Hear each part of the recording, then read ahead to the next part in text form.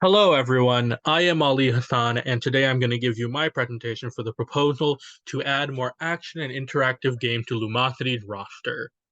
So, why am I talking about this? Well, Lumo Labs released this in 2007, and it's supposed to stimulate and challenge the brain through games. It has an algorithm to suit the experience to whoever is playing, and it has a premium version for more games and better tracking. But the problem is, it's really hard to do this every day. The games are boring, they lack replayability, and some of which fail to retain the user's attention, like the two below. There's little to no way to track progress for these or feel rewarded for these since the game are so slow and extremely repetitive. So here's my solution. My solution is that we want to add more action and interactivity to the games. These will increase the appeal of replaying the games daily, it'll hold the user's attention better, and help users learn better, since it is shown that action games typically help users respond to educational and repetitive tasks. And it also creates a sense of progression and reward as games get harder, get more interactive, or new elements are added. So the market size for this is actually quite large and it's growing every year. From IBIS World, we can see that the overall video game market is large due to phones. Mobile gaming is one of the biggest places to game, and it sits at a $106.8 billion net worth for revenue. And you can't exactly track market size by people, we track it by revenue. And it's increasing every year. 2022 had a little bump, but it's still increasing more than any other technology. So, who's our team? For game development, we need a team of people, and typically these teams of people are larger in scope than anyone else. So we're just going to talk about the team leads for a bit.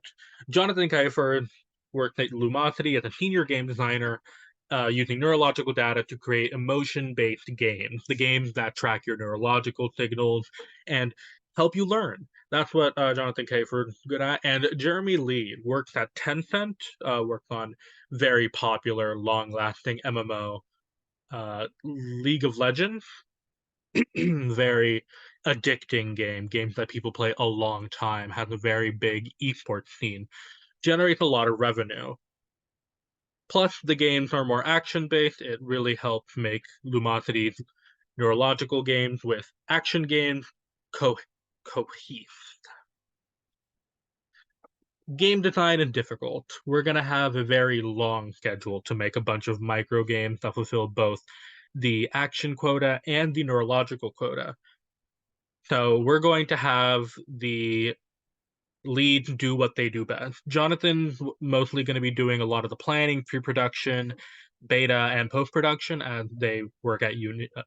They work there a lot, and Jeremy's going to be doing the production and alpha testing for the game. Since they're good at making action games, they're going to make sure the games are good, well thought out, and paced very well.